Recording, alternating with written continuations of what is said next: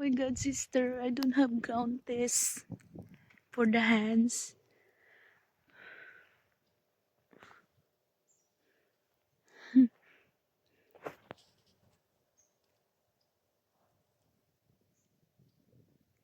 Nagpa-snow. Nag-snow na. Nag-snow.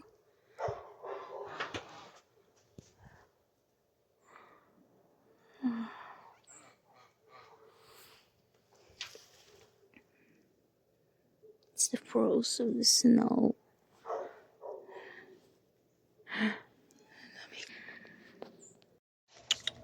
Oh, it's so cold out here. Oh. I better cut my hair if every time I shower. This is how much hair coming out of me. Ang foggy. Super fog.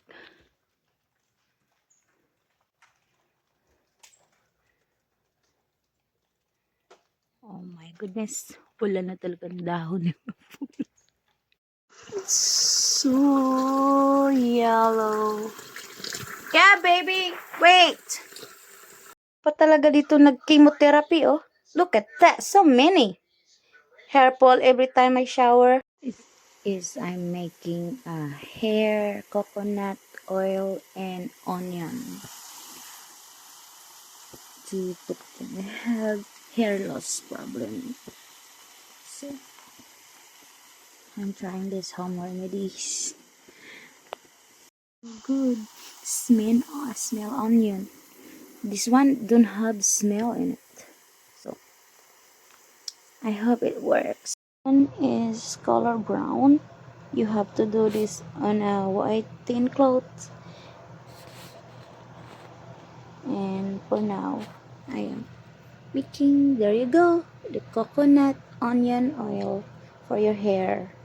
And you just apply it where in your hair for 30 minutes. And you wash before you shampoo your hair. It's warm a little bit. It's winter here in the United States, and everything is gonna be dry, even your scalp. So this is my winter remedy for my hair loss. Thank you guys for watching. The onion and coconut oil that I make it's a little bit onion stinky, so you're not gonna use it when you go out. You have to be at home or before you go bed to apply it. Just do like that and leave it in 30 minutes before you wash it, or leave it all night in your hair, then wash in the morning.